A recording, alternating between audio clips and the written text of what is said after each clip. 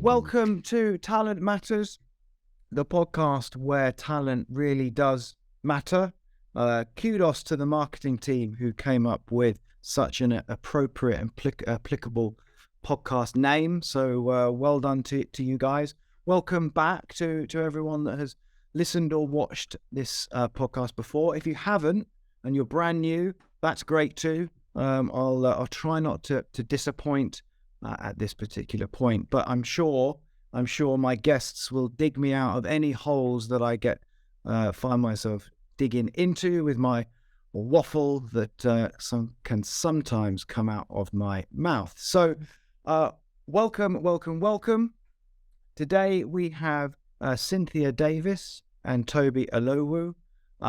Really excited about this one. We're going to get stuck into D&I, we're going to get stuck into diversity. We're going to really look at how businesses can attract a more diverse workforce. If you're a recruitment business, perhaps for your business, and also perhaps for some of the clients that you are recruiting for.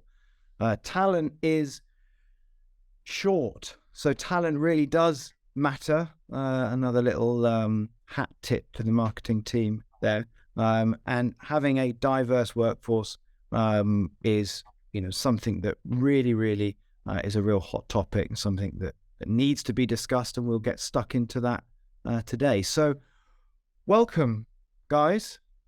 Thank you for being on the podcast. How are you both?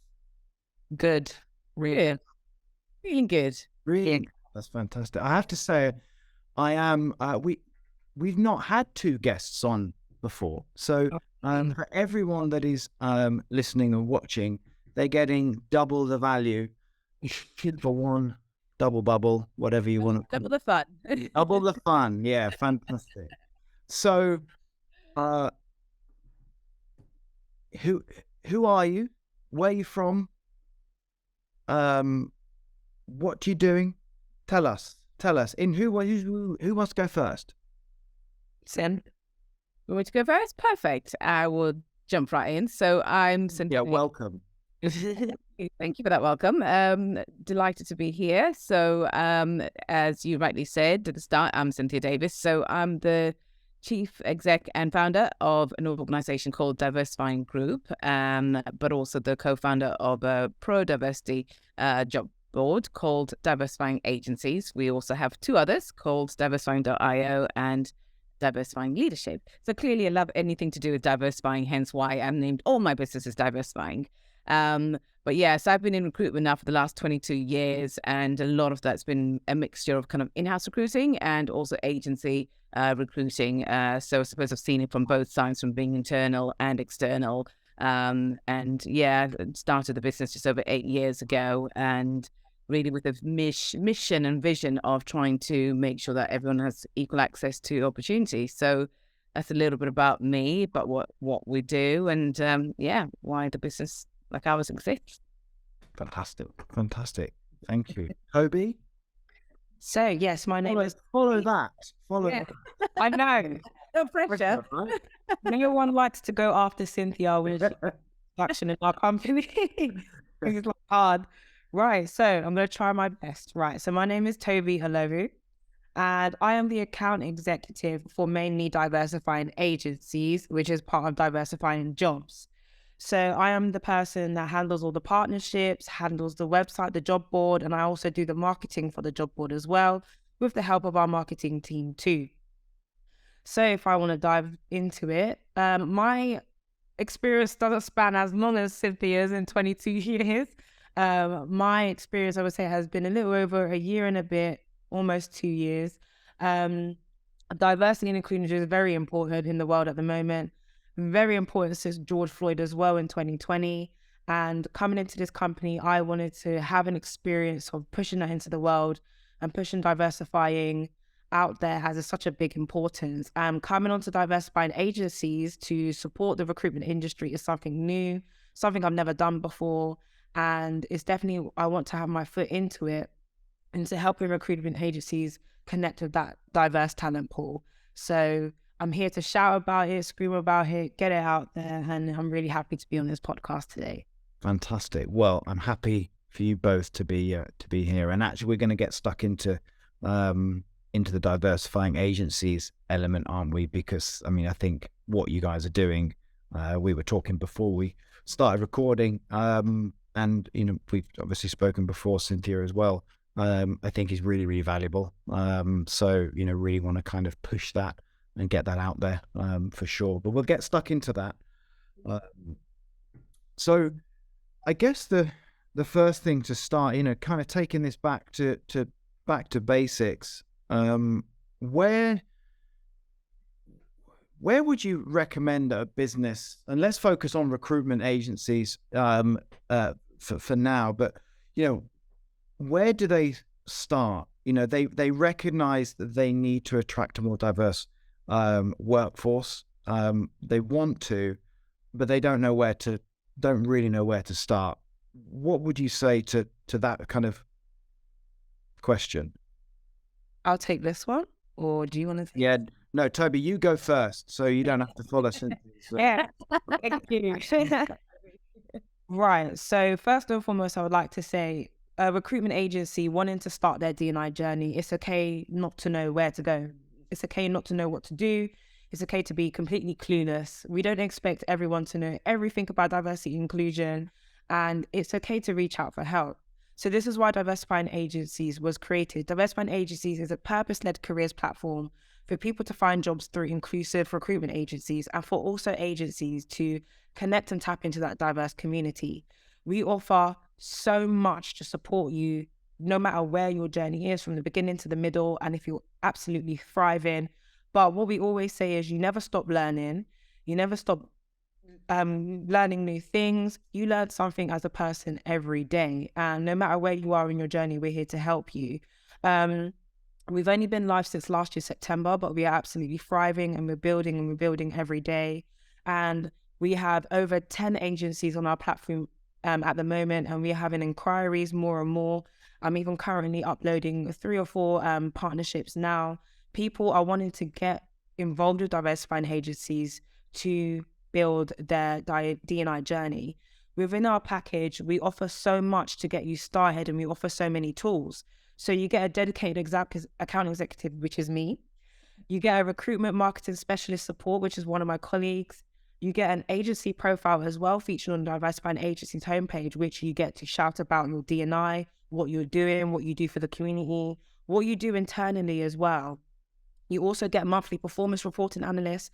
So we track your clicks, we track your clicks as applications. We track everything to give you that insight, so you know that we are doing the best for you. We give you free access to exclusive D&I learning resources.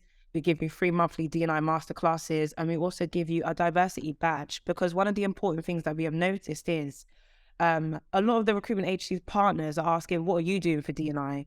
What are you doing to help the community? What are you doing to drive inclusion? What are you doing to drive diversity?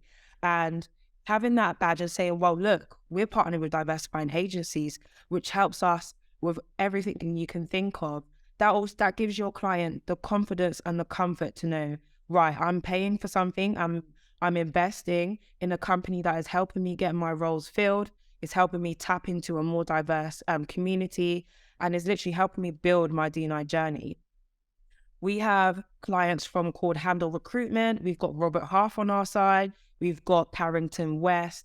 We've got Graph Talent. We've got so many different industries that are building their D&I, and we want to make it very apparent we're not picking and choosing what industries that should be doing D&I. We are picking every single industry to build that, from women in STEM, women in finance, and Black females, Black males, anyone. We don't want to be just subject to disability, race. We are helping underrepresented communities improve on their D&I.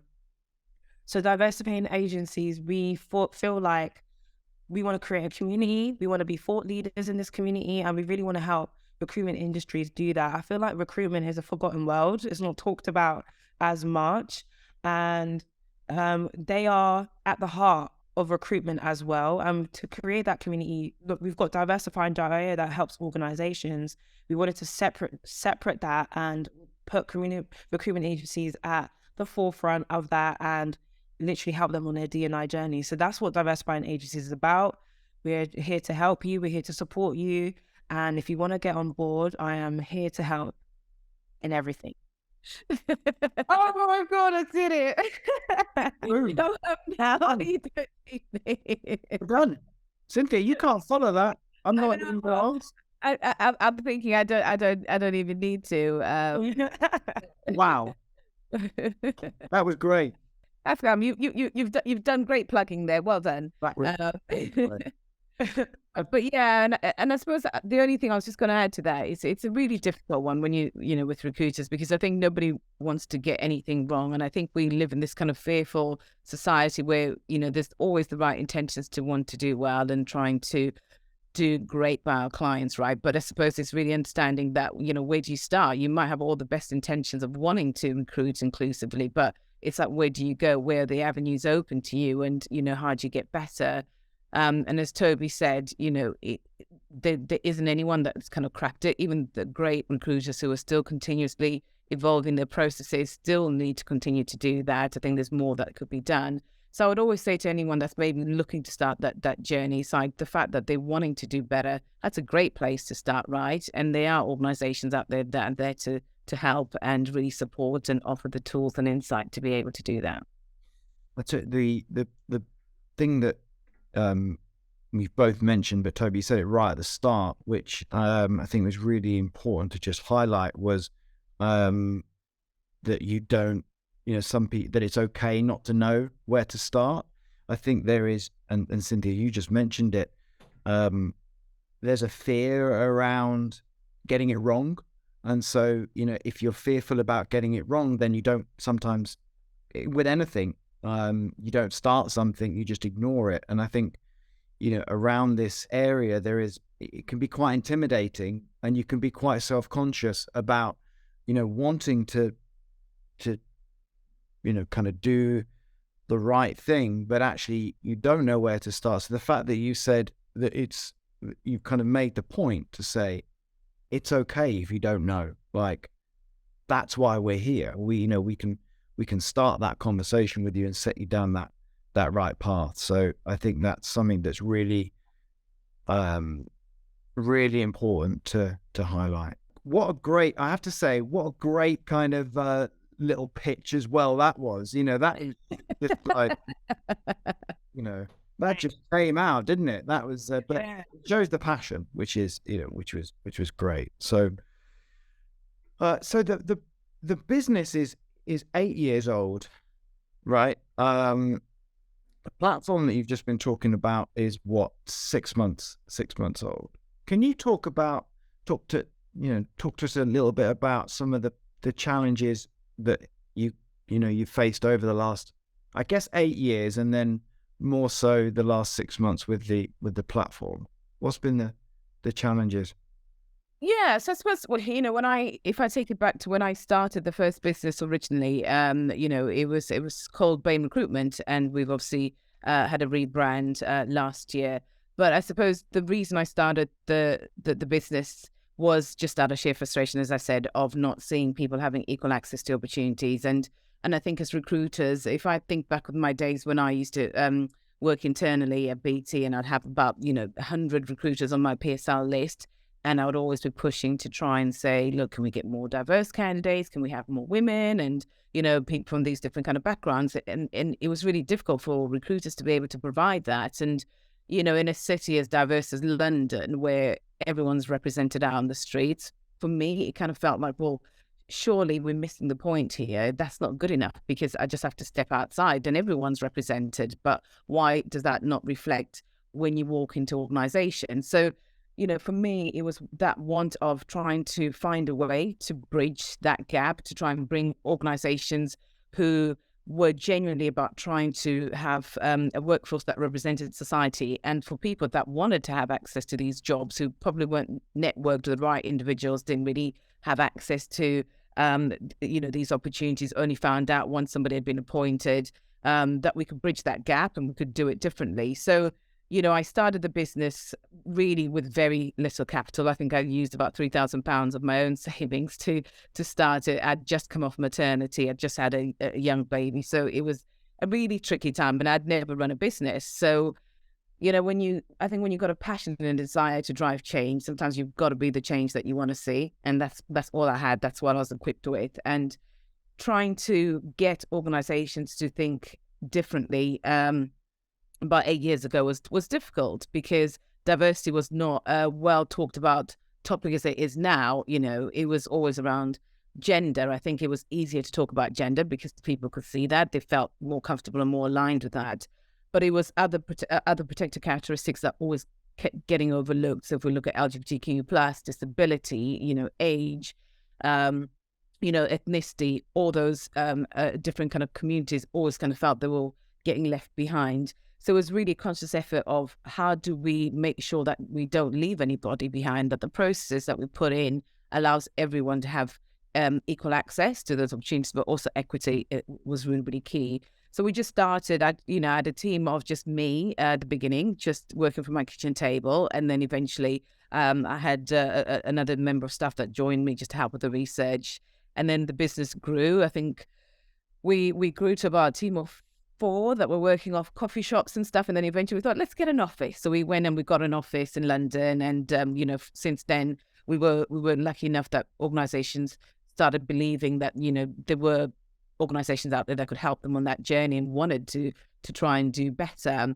And I think the point for us, the turning point was partnering with the then Speaker of the House of Commons, where they were looking for a very senior role and they'd struggle to attract anyone from diverse backgrounds, whether that was gender or ethnicity, into the House of Commons. And the then Speaker, John Bercow, had scoured the market, worked with a lot of agencies to try and fill this really senior legal role, and they just couldn't find diverse candidates. They then approached us and we pretty much just ripped the rule book and said, right, the way that you are approaching this is very tokenistic. It's not landing with people in the right kind of way. You've got to kind of connect and engage with people in a way that makes them want to come along and want to be part of that organization. So the work that we did on that campaign really spearheaded the business into a different direction because it showed more of the consultative approach that we were able to take, the advisory piece that we were able to support the clients on, and successfully appoint a female for the first time ever in the House of History of Commons into a very senior legal role. And I think because that was such a great piece of work, John Bercow wrote to all 100 CEOs within the FTSE 100 and used that as a case study on how they could implement that into their own organizations. So after that point, it was easier for us to then start speaking to organizations, and the door started opening up and people started coming to us going, right, you were able to do that in one of the most, prestigious institutions that we know is steeped in elitism, nepotism, if I might say, at some times. But really, if you're able to change that and they were open to that, what can you do to help us? And I think it was that want from organizations that wanted to do better that allowed our business to continue to kind of grow and thrive.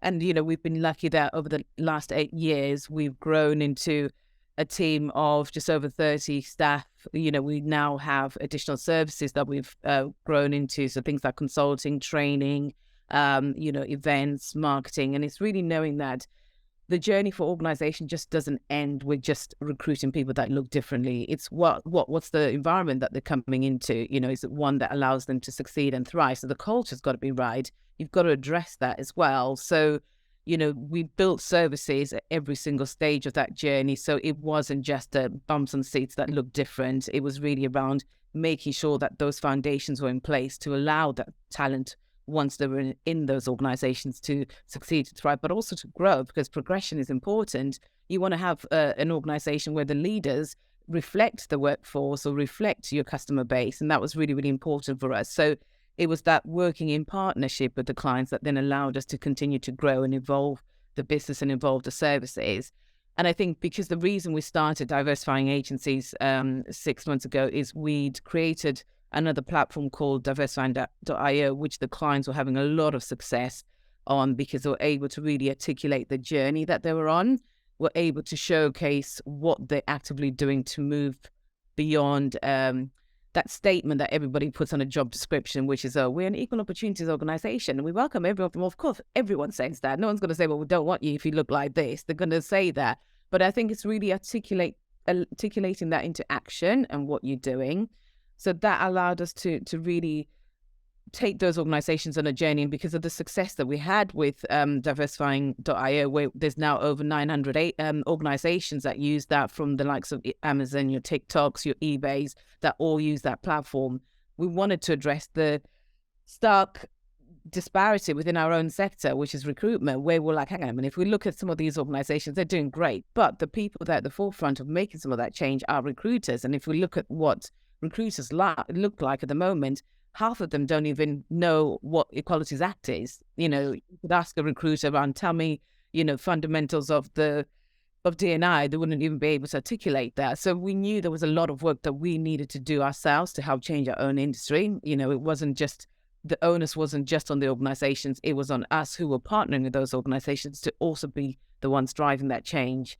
So we created a platform to try and really give recruiters the tools and the know-how. And the reason it's a free platform is because I don't think we could really charge for this knowledge. It's about, how do we make our industry better? How do we make what we do fit for purpose in the world that we now live in? Because the world has changed. The events of the last 2-3 years have made the world change, and how we look at things and how we view the world has changed. And as recruiters, we've got a responsibility to also change ourselves around how we then find people that come into these organizations and be part of that solution as well. So that was really, I suppose, some of the challenges that we had. But I suppose the solution was just, really, how do we embrace more people that want to go on this journey and just go on it together? This isn't something that is exclusive to only us. It's for any organization that wants to do this. It's how can we all, continuously learn together.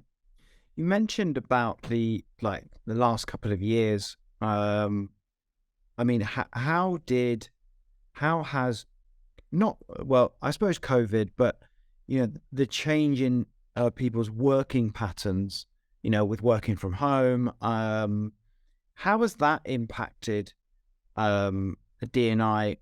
In some areas, I can see that it would be relatively positive, especially if you're, you mentioned that you were just on coming off maternity leave.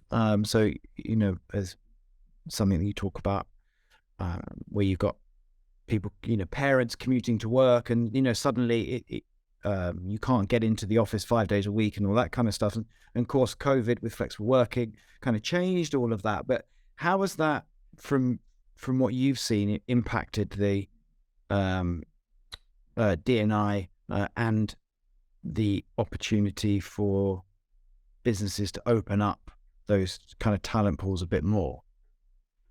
Oh, massively. And I think if I go back to pre-COVID, if we had candidates that wanted flexible working patterns, a lot of the clients would be like, no, you can't have it. Or if they wanted to work one day from home, they'd be like, nope, not going to do it. But, the world stopped and we all had to find a way to make that happen. So I think what's been really interesting to see is the benefit that it's given organizations to tap into different talent pools.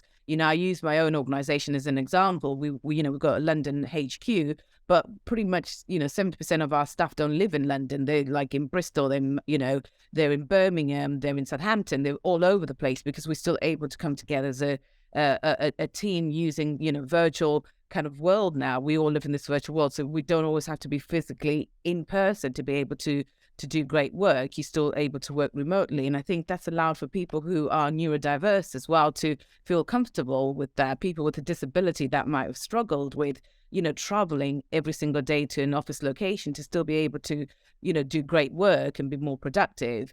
I love the flexibility, especially as a parent. I use myself as an example. I'm able to drop my daughter off at school and able to pick her up and still be effective and still be at my desk by 9 o'clock and, still be working till, 6:30, but still able to sit down with the family and have dinner, at 7 o'clock. It's the way that the world has now changed that's allowed us to use that. So it's opened up a lot more talent pools, because it's brought more people back into the workforce who would have, prior to that, considered it not effective for them or not fit for their lifestyle.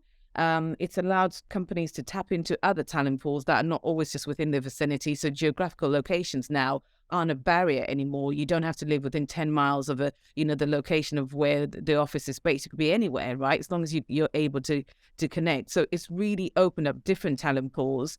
It's allowed people that, who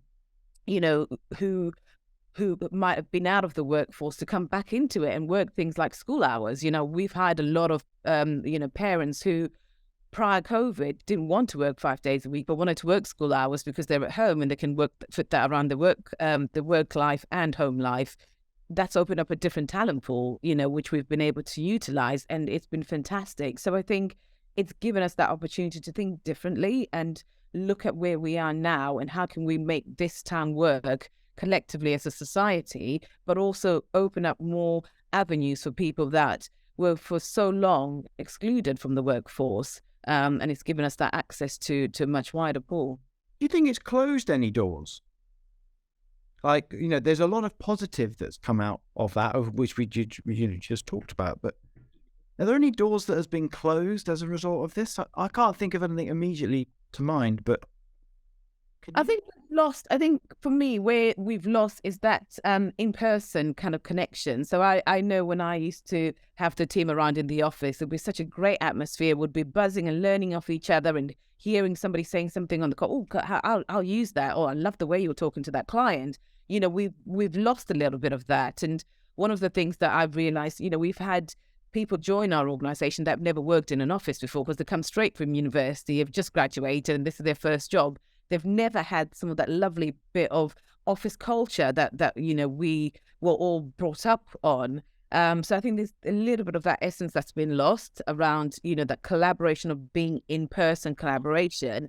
But it's trying to find that balance where people now want to have that balance of still having that collaboration and still having that together time, but also the flexibility of working from home and being able to have that work-life balance. If you like running in the morning, that you can still do that and be at your desk at 9 o'clock making calls, or if you want to, do meditation halfway during the day, you've got a chance to do it. So it's all these different things that it's allowed us. And I think more from a mental health and well-being, I think it's a lot better that we now have all these different options available to us, but it's just how organizations adopt those ways of working and make them fit for purpose for their organizations. Yeah, I think, we're still kind of working it through a little bit, aren't we? In that respect. Going back to the kind of the challenges that you had kind of 8 years ago in terms of it not being perhaps everyone's priority. Over those last 8 years, what's changed? I mean, Tobi, I know you referenced George Floyd, early on, that's obviously, had a huge impact. But, in those 8 years, how has it gone from not being as much of a priority to maybe where it is now? What how's that evolved? I think massively. We just have to look at some of the conversations that we're having now. So if I think 3 years ago, it was all around gender. Everyone was like 50-50. And that was the only thing they thought when you talked about diversity. More women. We need to get more women. That was the focus. And obviously, the murder of George Floyd was the catalyst of change. And I call it a moment of realization for a lot of organizations where they suddenly realized, we hadn't been looking at all these other different communities. We've overlooked them because we're so focused on one particular demographic, which was gender. And if I look at gender, that benefited certain kind of women. It definitely didn't benefit women that looked like me, because as a Black woman, there were still barriers that I still had to face, even as a woman in business. So I think there was a whole awakening of organizations looking at this with a different kind of lens. Now we're talking around things like menopause policy. We're talking around the trans agenda. We're talking around ageism. These are things that never got talked about 3 years ago, but they're now priority for a lot of organizations. We have clients who come to us and say, we need to put a menopause policy together. We need to put a mental health policy together. Mental health was not being talked about. It wasn't seen as something that anyone could be open about a few years ago. now is a priority for a lot of organizations. They're shouting around the different ways that they're supporting the well-being of their staff. So, diversity has continued to evolve, and it's moved how people's understanding of it to not just being about gender or ethnicity, to all the other different areas that diversity focuses on. Things like intersectionality, is a big piece of that. A lot of times people just saw one demographic and that was it. You were shoved into that category. It's like, yeah, but I'm not just a woman. I'm also a Black woman. I'm also a mother. I'm also all these other different things that make me who I am. So how does an organization support all those other things that represent who I am? So I think it's massively shifted, but that's been a call from people finding their voice and speaking out now. And I think there's been this confidence that's been led by the employees demanding for this change, where it's no longer a nice to have, but a must have for any organization to survive and to be relevant in this day and age. We have candidates turning down job offers because they're like, well, I've looked at this organization. They don't offer anything around mental health and well-being. They don't offer childcare. They don't offer this. They don't, people are now demanding all that from organizations. Therefore, if you're not offering all these different aspects of people's lives, you're not seen as an attractive employer. So this is where it's now become almost business critical. And it moves the conversation to being one that every organization has to be taken seriously, to what it used to be a few years ago, where it was just a nice thing to have. And we'll slap that on our website to say we're inclusive, we support everybody. You now have to show action. And I think people are demanding to see that tangible action and evidence based on what you're doing around D&I. And I think, it's a really good point you made earlier around leadership teams as well, not also being representative of the employees and of, wider society as well. So, I think or would hope that in the last 8 years, that's started to change, and that will continue to change, so that, there's greater representation of all of those characteristics that you mentioned. You just reeled off like 5 or 6, and I'm sure there's 10, 12, 50, there, like you said, we don't just all fit into one single category in today's world. So that's something that hopefully we'll continue to see this happen. It doesn't just stop. Like you talked about, gender. I think it's really easy to just get focused on a couple of different areas, isn't it? And then everything else seems to get kind of left behind or forgotten or whatever. So yeah, and I think now it's in a world where we were just talking the other day around the Brit Awards, where they're having to change categories because of how people identify now. So you've got people like Sam Smith who identifies they them. You've got non-binary now that you have to address when you are looking at the services that you offer. Things like toilets. If you're an organization, you don't offer gender neutral kind of toilets, and I'm somebody that's non-binary or trans, what kind of facilities are they for somebody like that? So it's all these different things that you now have to think about, which for years organizations never had to or didn't feel they had to, but it still impacted the people that worked in those organizations that were really not seen or not visible to those employers. But now they are visible, they are calling it out, they are demanding for it, and I think it's a wake-up call that is well overdue for people to start addressing all these issues. Yeah, couldn't agree more. We're running out of time. That's gone by quick. Running out. I told you it would be fun, Dave. You see, we're having fun. Yeah, double the fun. Double the fun. So, and in a complete change of subject, nothing to do with talent. My second favorite subject is food. So always a bit random this, but I started it, so I have to carry on with it. Tell me, you're taking someone out. You can take someone out to show, you want to kind of put on a fancy dinner or whatever it is. You can either take them out or you can cook, whatever it is. If you want to cook, tell me, what are you cooking? If you're taking them out, tell me, where are you taking them to show them a good time? That's a good question. It's the best question of the whole podcast. So good question. Shall I go first? Go, go. Go for it. Well, I like going out to eat. I'll pick going out to eat cooking any day. So if I was to take someone out to eat to have a good time, is it to enjoy good food as well, like to appreciate good food? Well, it's your gig, so you can decide what they're going to do. Are they going to have a good time? They're going to have good food. You know, this is up to you. This is your night. This is my night. Taking them. I'm trying to think where I've had a really good time. I don't know if you've ever heard of Tarshish. Tarshish is, I think, is in Wood Green. I might be wrong. Please don't crucify me, but I am wrong. Tarshish is a Turkish restaurant. They sell a lot of grilled food, but the atmosphere is really nice. It's on the top of a building, and in the summer they can open up all of like the windows. It's like a massive balcony, and the music is really good. The customer service is exceptional. The cocktails are very nice, and you just have a really good vibe there. And you get to dress up, feel good about yourself, flaunt yourself, and yeah, I think Tarshish is a really good place. I'll take some. I can imagine whoever's listening to people are Googling it now. We're gonna get a link for this for the restaurant. It might even be like the first venue that we go to for Talent Matters. We'll have a real venue. I don't know. We'll do a podcast live or something. We're gonna do it from that restaurant, maybe. Perfect.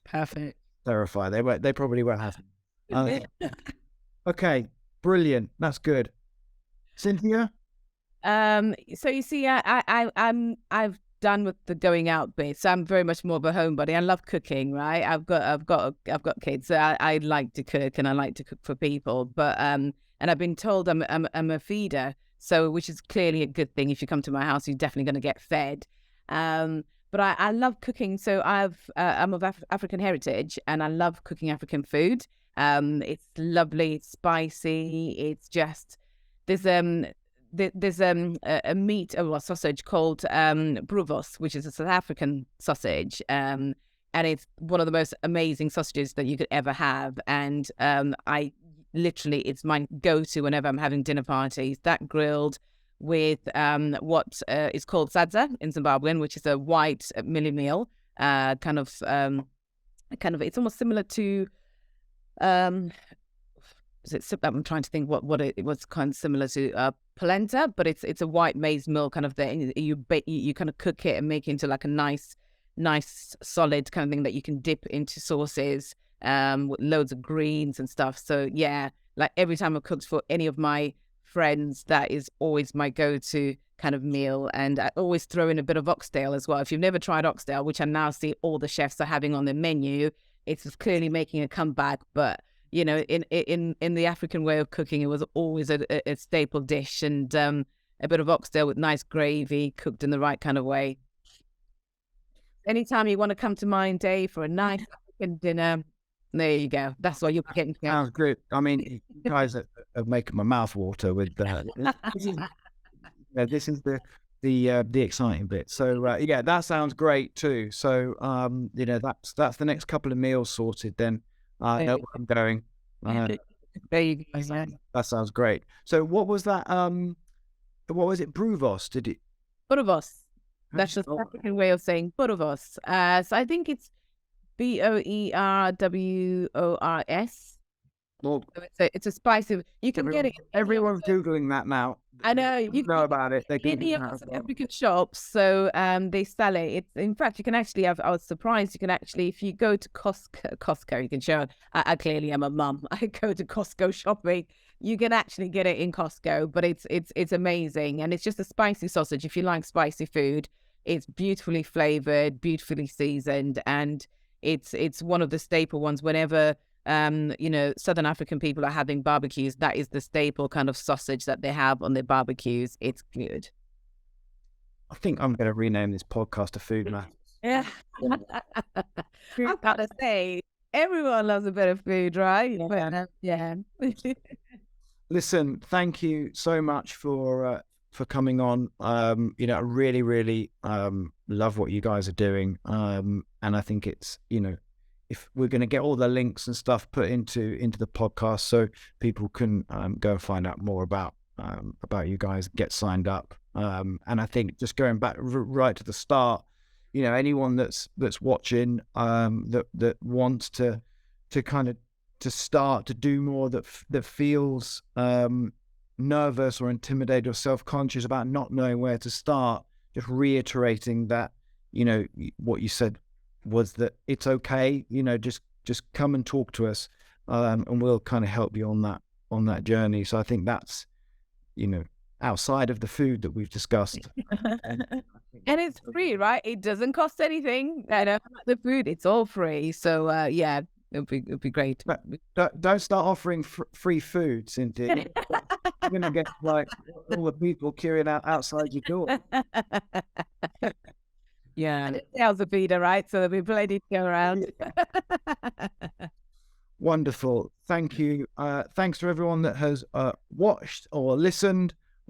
Please do let us know what you think. Feedback is always well received. So let us know. And you know, thank you to you both as well for coming on and sharing everything that you've shared with us. It's been brilliant. Thank you for having us. It's been a pleasure. Welcome. Thanks, guys. See you soon. Bye-bye. Bye-bye.